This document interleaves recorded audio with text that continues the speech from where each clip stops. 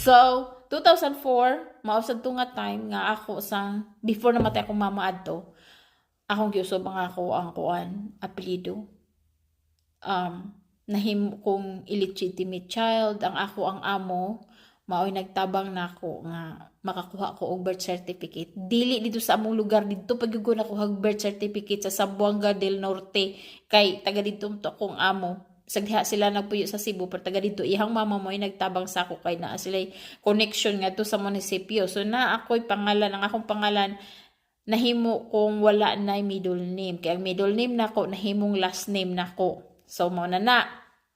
fast forward mga 2012 nihangyo kog balik sa kong amo og eskwela ba maka-eskwela ba ko nisugot siya kay ang akong day of Tuesday unya agkatong kuan ang day nga magklase ang ALS kay Tuesday sad so nisugot wa siya choice nadto